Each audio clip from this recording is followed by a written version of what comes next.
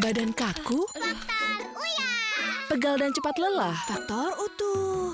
Susu kalsium biasa nggak bisa ngalahin faktor U. Minum Entrasol. Dengan ekstrak zaitun dan Profit Formula, bantu penuhi nutrisi harianmu. Entrasol.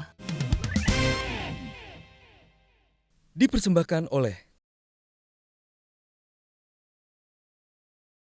ketika gue punya beberapa tujuan kayak sesimpel beliin rumah buat nyokap dan gue harus nafkahin teman-teman gue juga ada sekitar 25 orang yang hidup bergantung sama gue. Jadi gue harus whatever it takes kita tembus aja. YouTube lebih dari TV. YouTube lebih dari TV. Tapi kalau menurut kamu sendiri, kamu perlu nggak masuk media mainstream? Itu lagu gue bikin tahun 2015 dan 2015 menurut gue YouTube lebih dari TV dari sisi mana nih? Kalau dari sisi kreator sangat iya. Kenapa? Karena gue bisa bikin karya dan gue bisa ngupload sesuai semau gue. Kalau gue bikin karya belum tentu bisa masuk TV. Itu dari sisi gue sebagai kreator yang bikin karyanya. Dan ketika sekarang ngomong YouTube lebih dari TV nggak? Menurut gue udah enggak. Karena ketika sekarang udah jadi industri, YouTube udah mulai kayak banyak konten-konten sampah masuk seenaknya. Menurut gue sekarang YouTube juga udah nggak ada bagus-bagusnya lagi. Kayak gitu, dari sisi gue. Oke, Atta?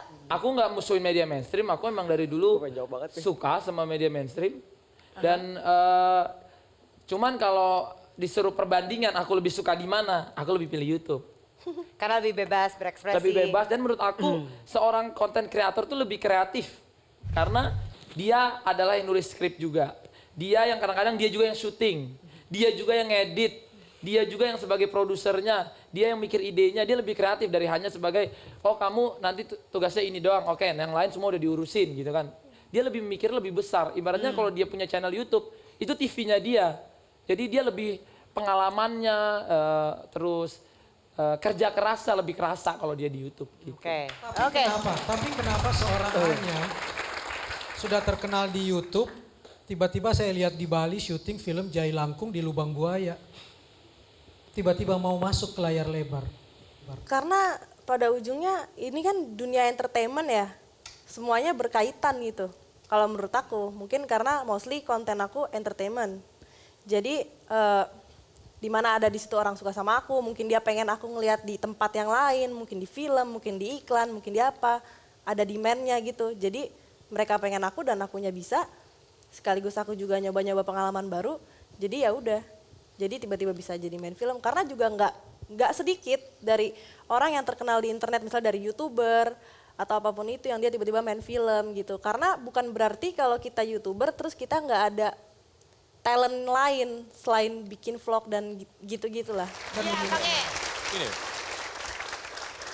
kita kan dari tadi ngomongin mengenai kontroversi dari ketiga tamu kita di depan, dari Yang Lex, dari Anya, dari Atta. Dan ketiganya bilang enggak kok, kami nggak kontroversial, biasa aja gitu kan. Karena kalau dipikir-pikir, anak muda ngomong kasar, ya lo juga ngomong kasar lah ya. Anak muda nempel-nempel sama pasangannya, lo pada juga nempel-nempel ya, sama aja gitu. Anak muda dapat harta dikit pamer di dalam Instagram, ya biasa aja lah sebenarnya. Pertanyaan gue adalah buat ketiganya, buat lo bertiga, batasan yang lo maksud, yang lo definisikan dengan kontroversi, yang nggak akan lo seberangi garisnya tuh di mana? Di mana yang menurut lo bertiga, this is too much, I'm not going that way? Sebenarnya batasan norma-normanya lebih ke kayak udah yang terlalu offset, udah terlalu privacy banget nggak akan gue share sih. Tapi kalau selama gue nge-share sesuatu yang menurut gue masih sering dan banyak orang lakukan, gue share. Kalau untuk sosial media ya sebenarnya lebih gampangnya lagi, kalau kalian nggak suka sama gue nggak usah follow gue. Kenapa gue nge-share sesuatu? Udah jelas-jelas kan gue nggak suka sama gue kan ada pilihan untuk follow dan gak follow. Ngapain lo tetap lihat dan lo komen, lo buang-buang waktu lo men. Kalau gue sih kayak gitu. Oke, kalau Anya? Kalau aku ya batasannya ya mungkin dari misalnya kata-kata misalnya ya. Karena seingat aku di internet itu aku nggak pernah kayak ngomong an, ba dan lain-lain gitu. Dari kata-kata itulah maksudnya. Atau misalnya kayak perilaku yang secara langsung nunjukin di kamera yang tercela. Seperti misalnya merokok atau apa yang kayak gitu-gitu. Yang aku upload kayak gitu. Dan kalau menurut aku itu emang gak seharusnya di-share atau dilakukan. Atau misalnya minum-minum apa kayak gitu-gitu enggak.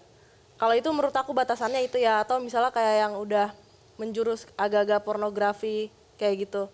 Itu sih kalau batasan aku. Oke, kalau Ata batasannya apa? Kalau gue malah batasannya banyak ya. Gue memang salah satu yang sangat menolak keras untuk ngomong kasar di internet. Mencontohkan hal-hal yang tidak baik ya.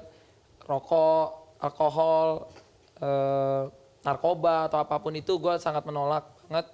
Dan gue seusaha mungkin, walaupun misalnya ada influencer di luar sana yang memang sehari-harinya kadang-kadang suka keceplos kata-kata kasar.